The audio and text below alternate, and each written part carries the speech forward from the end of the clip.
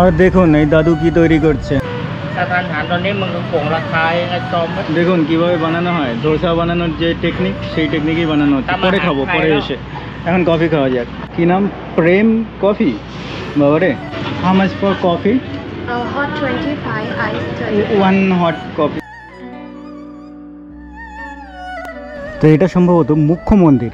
মন্দিরটা এখানে সবচেয়ে বড় এবং কারুকার্যে ভরা, একদমই কারুকার্যময়, পুরোটাই সোনালি রঙের কাঠ দিয়ে বানানো হয়েছে। কি সুন্দর দেখতে লাগছে বলুন। তো সকাল সকাল এসে তো পড়েছি চিয়াংমাইতে। সকাল 9:30টার সময় ট্রেন এসে থেমেছে, কিন্তু 9:30টার সময় আমাকে চেক ইন কে দেবে হোটেলে? হ্যাঁ, যদি হোটেলে তো থাকি না, আমি থাকি হোস্টেলে। তো এই সকাল সকাল 9:30টার সময় আমাকে হোস্টেলে কে চেক ইন দেবে? 2টোর আগে কোথাও চেক ইন হয় না। এই ব্যাগটা রেখে ঘুরে বেড়াচ্ছি, যাযাবরের মতো ঘুরে বেড়াচ্ছি।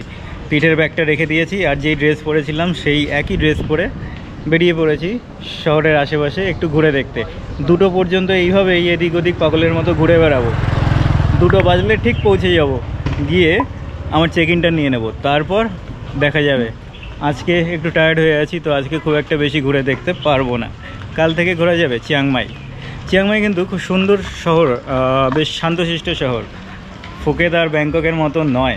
আমি জানি না ব্যাংককে এতগুলো দিন আমি কেন কাটিয়ে দিলাম। আসলে আমার শরীরটা খুব একটা ভালো লাগছিল না এই রোদ্দুরের কারণে। রোদ্দুর আর তার ওপর গরম, এত গরম আমি বেরোতে পারিনি খুব একটা। অনেকটা দিন কাটিয়েছি কিন্তু একদমই বেরোয়নি। ব্যাংকক আমি একদমই ঘুরিনি। হ্যাঁ, দেখি চিয়াংমাই কতটা ঘুরতে পারি। চিয়াংমাইতে রোদ রয়েছে, কিন্তু অতটাও রোদ গায়ে লাগছে না। ওয়েদার কিন্তু বেশ ঠান্ডা ঠান্ডা, পাহাড়ি এরিয়া এটা, সেই কারণে। দেখুন জায়গাটা কেমন দেখতে। জায়গাটা সুন্দর, কিন্তু সাজানো গোছানো, চারিদিকে একদম হোটেল, রেস্টুরেন্ট, ক্যাফে ভরে রয়েছে। কি নেই, সত্যি খুব সুন্দর, একদম টুরিস্টিক, তবে শান্তশিষ্ট। ফুকেত আর ব্যাংককের মতো কিন্তু নয়। যদিও ব্যাংকক অতটাও কিন্তু ব্যাংককে গ্যাঞ্জাম ছিল না। পাতায়াতে প্রচণ্ড পরিমাণে গ্যাঞ্জাম থাকে। ফুকেতের সেই হালচাল দেখে, মানে সেই টুরিস্টিক ব্যাপার সেবার দেখে আমি আর সাহস করিনি পাতায়াতে যাওয়ার। এমনি কিন্তু ভারতীয়রা থাইল্যান্ডে ঘুরতে এলে ব্যাংকক আর পাটায়া ঘুরে তবেই ফিরে যায়, মোটামুটি সেন্ট্রাল থাইল্যান্ড ঘুরতে এলে পরে। আর না হলে ওদিকে সাউথে গেলে পরে ফুকেত বা সিপি আইল্যান্ডের ট্যুরগুলো করে। আমি সাউথে ক্রাবি আর ফুকেত ঘুরলাম, কোনো আইল্যান্ড ট্যুর করিনি। অনেক টাকা লাগে, তো অত বাজেট আমার নেই এই ট্রিপে। আর তারপর ফুকেত থেকে চলে এলাম ব্যাংককে। ব্যাংককে শরীরটা ভালো লাগছিল না বলে খুব একটা ঘুরতে পারিনি। প্রচণ্ড রোদ্দুর, প্রচণ্ড গরম ছিল, বাপরে, তার সাথে হিউমিডিটি।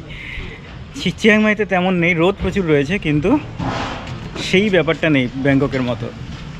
এখানে আশা করি ঘোরা যাবে। দেখুন জায়গাটা খুব সুন্দর। এখানে চারিদিকে হোটেল, রেস্টুরেন্ট, মানুষজন বসে রয়েছেন, কিন্তু অত উত্তাল আনন্দ করছেন না। বসে শান্তশিষ্টভাবে শান্তশিষ্ট জায়গায় সময় কাটাচ্ছেন। দেখুন রেন্টে শুধু মোটর বাইক নয়, সাইকেলও রেন্টে পাওয়া যায়। তাহলে পরে সাইকেল নিয়েও ঘোরা যেতে পারে। যেমন ভিয়েতনামে আমি ঘুরেছিলাম একবার সাইকেল রেন্ট নিয়ে, ঠিক তেমনি দেখতে পাচ্ছি। পুরো থাইল্যান্ডে দেখিনি, খুব একটা চোখে পড়েনি, কিন্তু এই চিয়াংমাইতে এসে চোখে পড়লো। আর স্কুটার তো রয়েছে। দেখুন এখানে একটা খুব সুন্দর হোটেল, ক্যাফে। এদিকেও ছোটো ছোটো কাঠের বাড়ি দেখতে পাচ্ছি, আর কাঠের বাড়ি এবং প্রত্যেকটা বাড়ির সামনেই কিন্তু ক্যাফে, রেস্টুরেন্ট ভর্তি রয়েছে। আর এই যে যত আপনি মোটরসাইকেলগুলো দেখতে পাচ্ছেন আপনারা, সবগুলোই কিন্তু রেন্টের জন্য। মোটামুটি 200 ভাত রেন্ট পড়ে প্রতিদিন হিসেবে। 200 ভাত দিন, আর সারা দিন 24 ঘন্টার জন্য বাইক নিয়ে ঘুরে বেড়ান। হ্যাঁ, তেলটা আপনার টাকায় ভরতে হবে। এদিকে তেলের দামও সস্তা। আমি ইন্দোনেশিয়া আর ভিয়েতনামে ঘুরেছিলাম খুব বাইক নিয়ে, থাইল্যান্ডে একবারও ঘোরা হয়নি। যত দূর নজর যাচ্ছে শুধুই ক্যাফে, রেস্টুরেন্ট, হোটেল আর রেন্টের জন্য মোটর বাইক দেখতে পাচ্ছি। এখানকার কাঠের বাড়িগুলো খুব সুন্দর, কিন্তু দেখে তো মনে হচ্ছে পার্সোনাল প্রপার্টি, কিন্তু হয়তো এখানেও হোটেল রয়েছে বা হোটেল বানিয়ে দেবে হয়তো। ব্যবসার সুযোগ কে ছাড়তে চায়। পুরোটাই কিন্তু রেসিডেন্সিয়াল এরিয়া ছিল একটা সময়, কিন্তু এখন কিন্তু দেখুন পুরো ব্যবসায়িক জায়গায় পরিণত হয়ে গেছে। এখান থেকে ট্যুর বুক করে নেওয়া যাবে অনেক জায়গায়, বিভিন্ন অ্যাক্টিভিটির জন্য ট্যুর বুক থেকে শুরু করে ফ্লাইট বুকিংও করা যেতে পারে। আর দেখুন শুধুই ক্যাফে আর রেস্টুরেন্ট, চারিদিকে ক্যাফে আর রেস্টুরেন্ট। এখানে লন্ড্রির কত দাম? 30 ভাটে জামা কাপড় কেচে দেবে 1 কিলো। আর যদি আয়রন করাতে চান তাহলে আরও 20 ভাট দিলেই হবে, 50 ভাটে। এখানে দামটা একটু কম, ব্যাংককে বেশি ছিল, ক্রাবি ফোকেতেও আরও বেশি ছিল। কি সুন্দর একটা ছোট্ট মোটরসাইকেল দেখুন। এই বিল্ডিংটা বেশ সাদা রঙের মধ্যে দারুণ করেছে, ক্যাফে অ্যান্ড রেস্টুরেন্ট ইউরানা।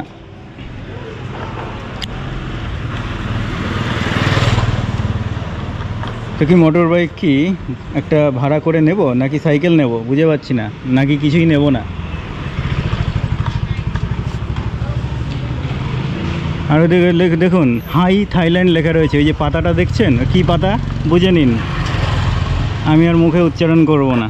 থাইল্যান্ডে খুব দেখা যায়, থাইল্যান্ডে এই জিনিসটা খুব দেখা যায়।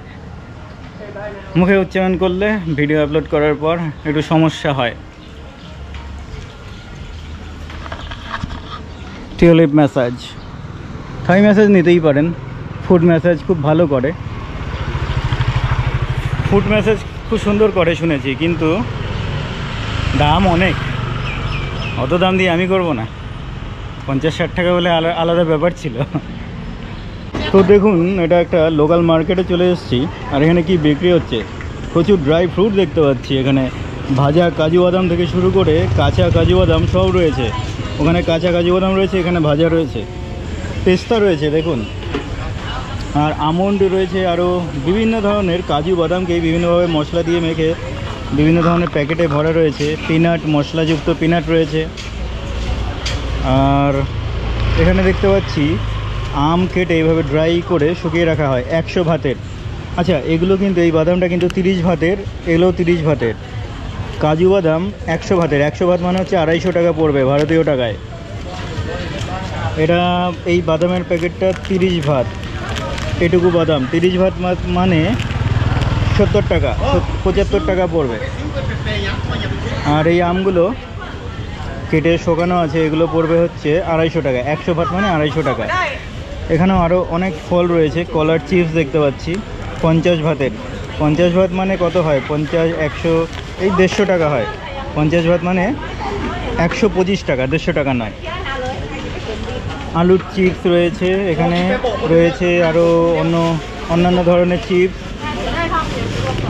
এখানেও আলুর চিপস রয়েছে, কলার চিপস দেখতে পাচ্ছি, মশলাযুক্ত আলুর চিপস, মশলা মাখানো কলার চিপস। আর থাইল্যান্ডের চালের চাষ তো প্রচুর হয়, তো চালের পাঁপড় এখানে প্রচুর পেয়ে যাবেন। আর বিভিন্ন ফল শুকিয়ে রাখা হয়। এটা কি বিট নাকি? বিটের চিপস। এখানে কিউই রয়েছে, কত দাম? 50 ভাত মানে ওই 125 টাকা। এখানে সম্ভবত পার্সিমান রয়েছে, আরও অনেক ফল।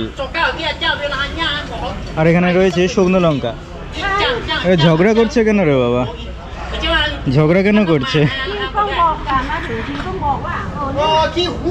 ঝগড়া কেন করছে জানি না, দাম দর নিয়ে ঝগড়া হচ্ছে হয়তো।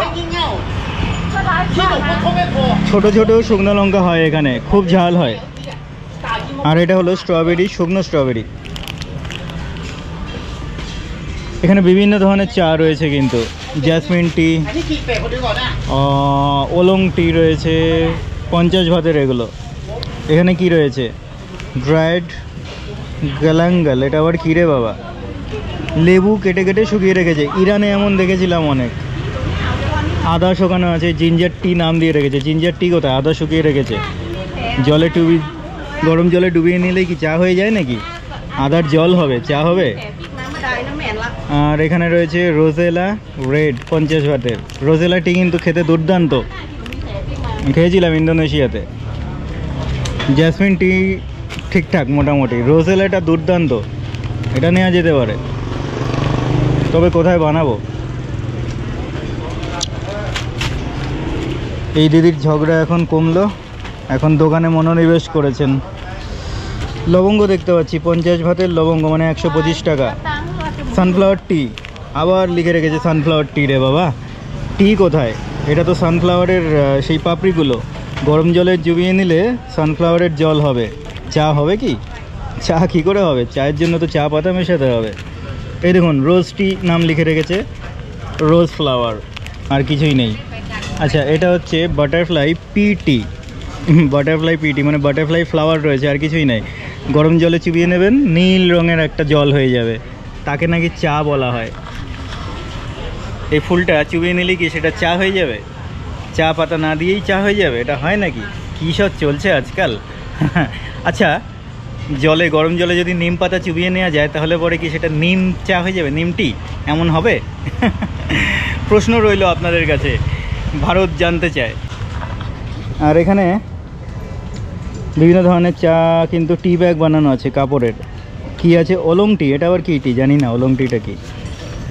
লেমন গ্রাসটা তো জানি, লেমন গ্রাসের খুব ভালো লাগে ফ্লেভার। জ্যাসমিন টিটা ঠিকঠাক মোটামুটি। টারমারিক টিটা আমার খুব পছন্দ। এই দেখুন টারমারিক টি। এবার চা পাতা রয়েছে কি নেই আমার জানা নেই, ভেতরে হয়তো শুধু এই হলুদের খোসা ঢুকিয়ে রেখেছে। ভালোই ব্যবসা। এখানে রয়েছে সবজির দোকান, কত সুন্দর টমেটো দেখুন।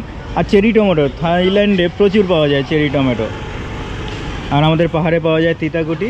এই যে তিতাকুটি দেখুন, বেগুন তেতো তেতো খেতে, তবে অতটাও তেতো নয়। আর এখানে রসুন, পেঁয়াজ, বাঁধাকপি, লেটুস সবই রয়েছে।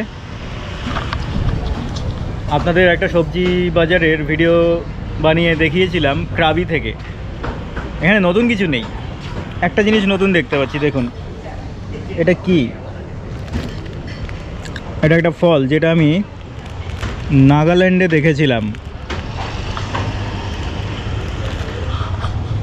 এই ফলটা নাগাল্যান্ডে দেখেছিলাম। যদি সেই ফলটাই হয়ে থাকে তাহলে কিন্তু এটা দুর্দান্ত ফ্লেভার। বিশেষ কিছু আর দেখানোর নেই। এখানে আরও কিছু মশলা রয়েছে, মশলাগুলো দেখিয়ে দিই। এগুলো তো চায়ের প্যাকেট এভাবে বানানো আছে।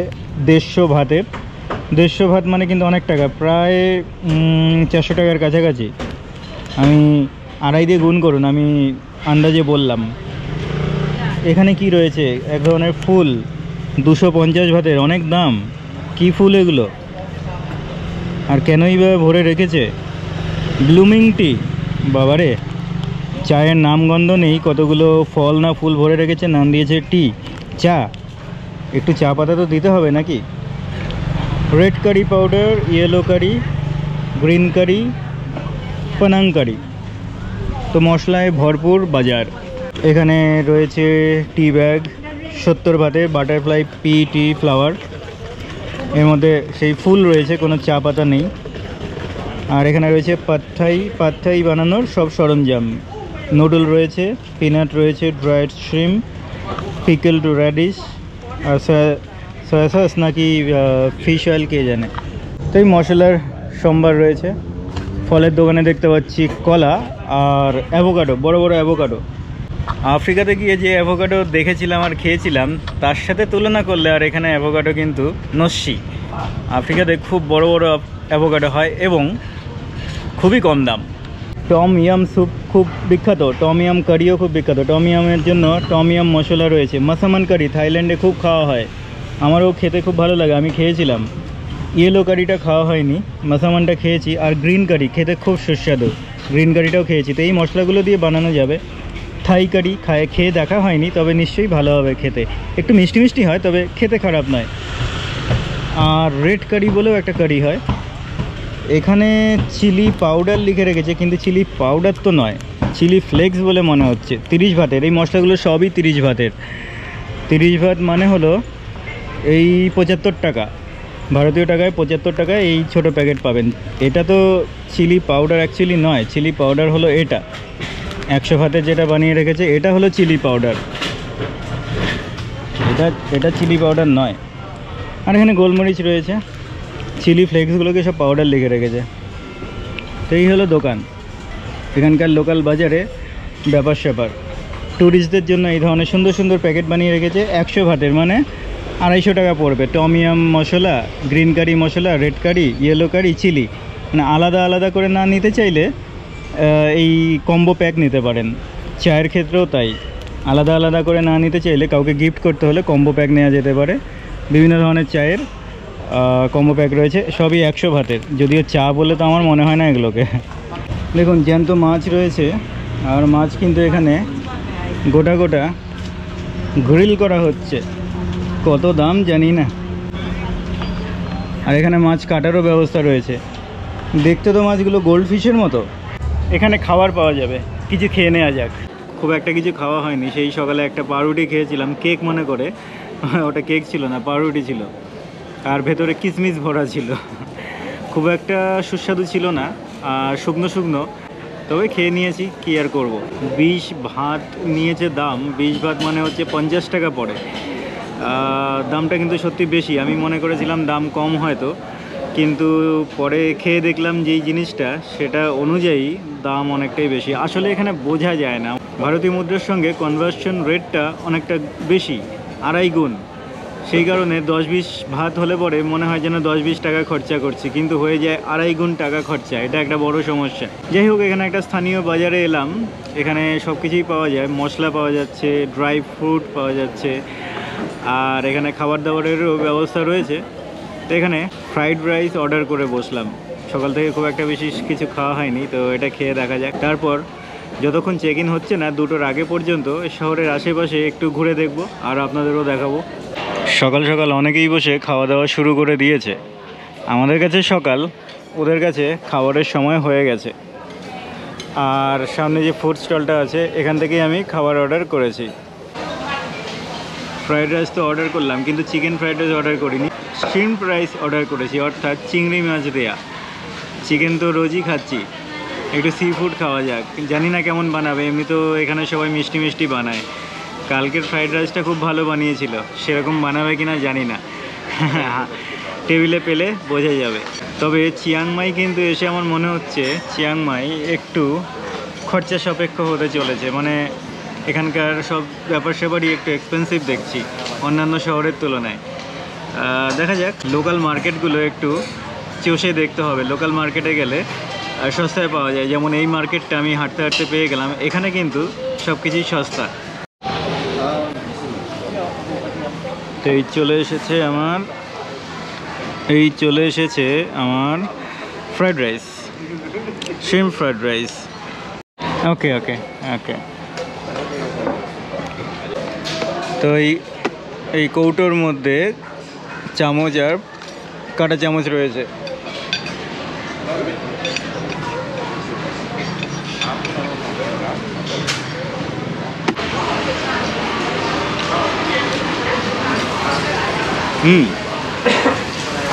এটা খেতে ভালো, কালকের মতোই। কালকেরটা শুধু চিকেন ছিল, এটা চিকেন নেই, এটা চিংড়ি মাছ রয়েছে। বাকি টেস্ট ঠিক আছে, মিষ্টি দেয়নি। দেখি কী রয়েছে ফ্রাইড রাইসটাতে। অনেক ভেজিটেবল রয়েছে, শ্রিম্প রয়েছে, আর ডিম রয়েছে, আর খেতে বেশ ভালোই হয়েছে।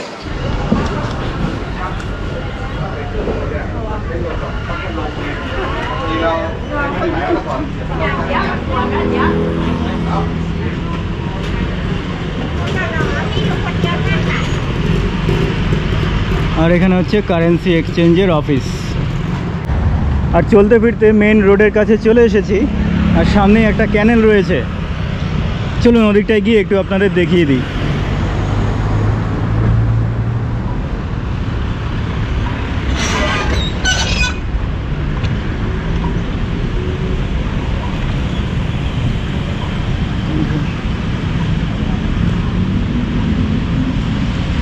দেখুন রোডের ওই পার থেকে রাস্তা পার করে চলে এলাম। কত সুন্দর জায়গাটা। এটা কি ক্যানেল না নদী, কি এটা, কী রে বাবা? অনেক মাছ দেখতে পাচ্ছি ছোট ছোট। ক্যানেলের এই কিনার দিয়ে অনেক মাছ ঘুরঘুর করছে। আর কত সুন্দর একটা সেতু, সাঁকো বানানো হয়েছে। সাঁকো নয়, ছোট্ট একটা, হ্যাঁ সাঁকোই তো, কাঠ দিয়ে বানানো হয়েছে। কি সুন্দর দেখতে লাগছে বলুন।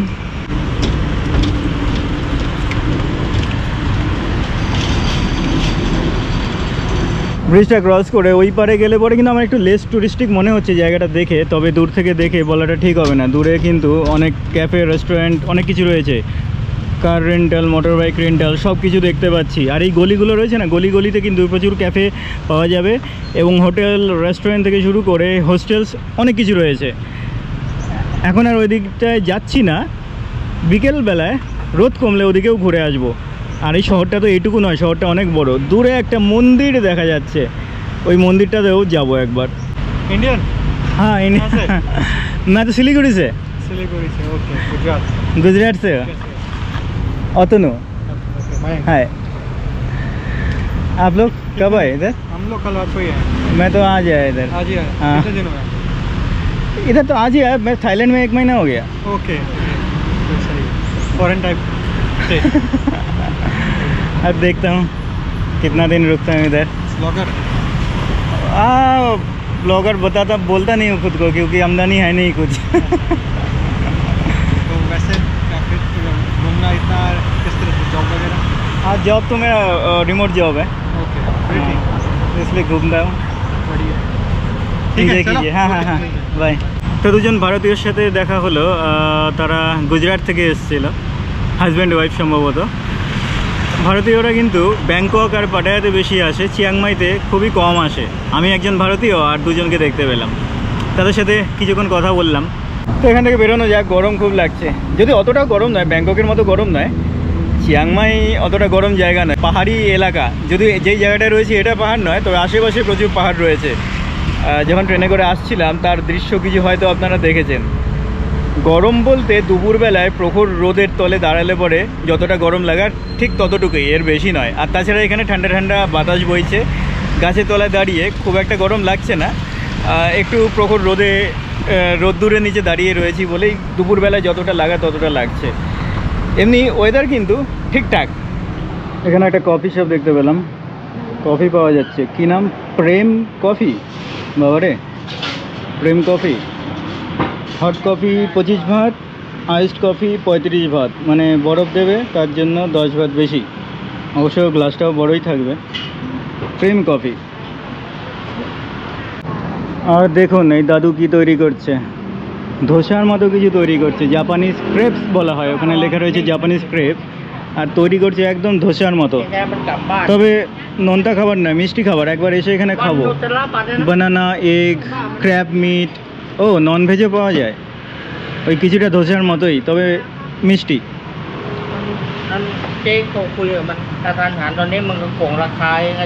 দেখুন কিভাবে বানানো হয়, ধোসা বানানোর যে টেকনিক, সেই টেকনিকেই বানানো হচ্ছে। পরে খাবো, পরে এসে।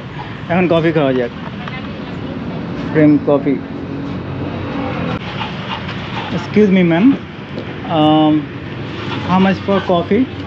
Hot 25, ice 30. One hot coffee. Please give me one hot coffee. ส่งน้ำแข็งให้หน่อยค่ะหน้าตลาดนะคะ এখান থেকে হট কফি খেয়ে নেওয়া যাক, Hot coffee with milk. With milk.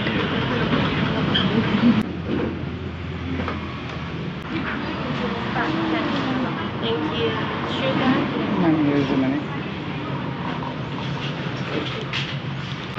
ঘুম ঘুম পাচ্ছিল, তবে এখন ঘুমানো যাবে না। রাস্তার মধ্যে ঘুমাবো নাকি এই ভরা রোদ্দুরে?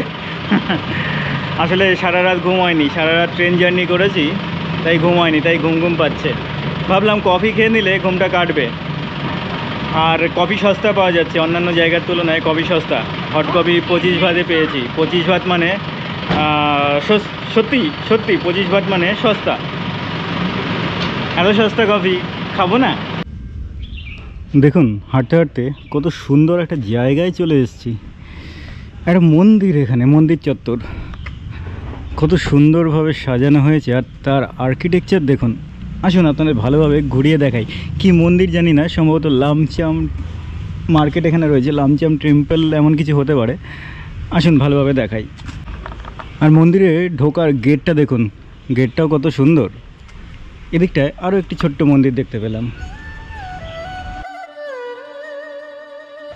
এই মন্দিরগুলো কিন্তু খোলা হয় না, সম্ভবত বন্ধ পড়ে রয়েছে। থাইল্যান্ডের মন্দিরগুলোতে কিন্তু এই ধরনের ড্রাগন এবং সাপ, অজগরের মিশ্রণে কিছু মূর্তি দেখতে পাওয়া যায়। আমি অনেক টেম্পলেই দেখেছি।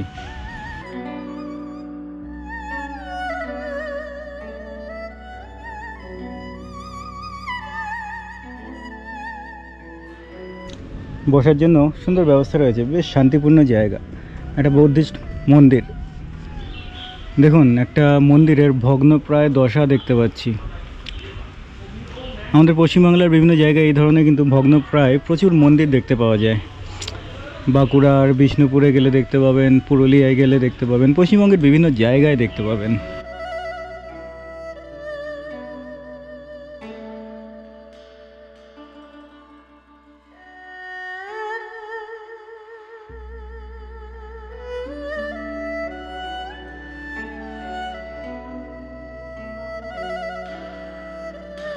সামনে এগিয়ে যাই, সেখানেও কিন্তু আরও একটি খুব সুন্দর মন্দির রয়েছে।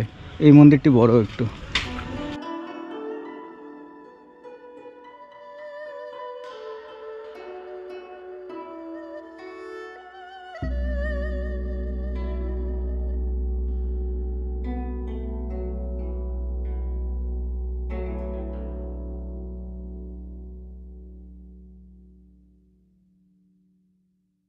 তো এটা সম্ভবত মুখ্য মন্দির। মন্দিরটা এখানে সবচেয়ে বড় এবং কারুকার্যে ভরা, পুরোটাই সোনালি রঙের। তবে এই মন্দিরটাও সম্ভবত বন্ধ পড়ে রয়েছে, খোলা হয় না।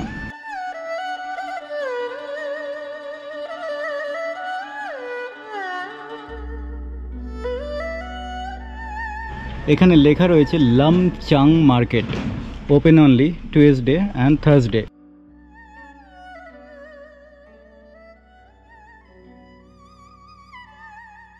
দেখুন আগের মন্দিরটি থেকে 2 মিনিটও হাঁটিনি, আরও একটি বৌদ্ধিস্ট মন্দির দেখতে পেলাম। প্যাটার্ন কিছুটা একই রকম, তবে আগের মন্দিরের ডিজাইনটা একটু বেশি, মানে কারুকার্যগুলো একটু বেশি ভালো লেগেছিল। এটাও কম কিছু নয়। আর এদিকটায় কি রয়েছে? মন্দির তো নয়, এটা হয়তো মন্দিরের ভবন, কার্যালয় হবে হয়তো। এদিকেও অনেকগুলো বাড়ি দেখতে পাচ্ছি।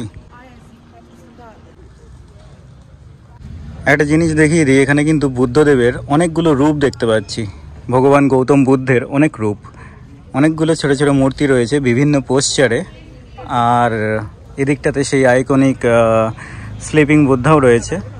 আর প্রত্যেকটি মূর্তির নিচে কিন্তু একটা করে পাত্র রয়েছে, সেই পাত্রে লেখা রয়েছে সানডে, মন্ডে, টুয়েসডে, অর্থাৎ রবিবার থেকে শনিবার পর্যন্ত দিনগুলো লেখা রয়েছে। এবার এটার তাৎপর্য কী সেটা কিন্তু আমি বুঝতে পারলাম না। আর এখানে যা লেখা থাকে থাই ভাষাতেই লেখা থাকে, তাই পড়ে বোঝা সম্ভব না। এই ভদ্রলোক এই ভদ্রমহিলাকে বোঝাচ্ছেন, কিন্তু ওনার ভাষা আমি কি করে বুঝবো। কি সুন্দর বানানো হয়েছে জায়গাটা, দেখুন বাঁশের খুঁটি আর ওপরে পাতা দিয়ে ছাউনি করা হয়েছে। Please take off your shoes.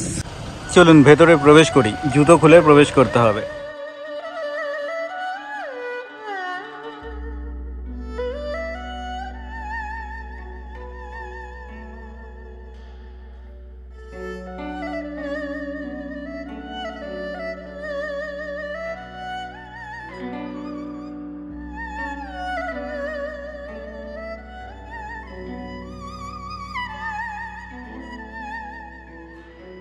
এই যে মন্দিরটি রয়েছে এটার নাম হলো ওয়াত চিয়াং ম্যান টেম্পল।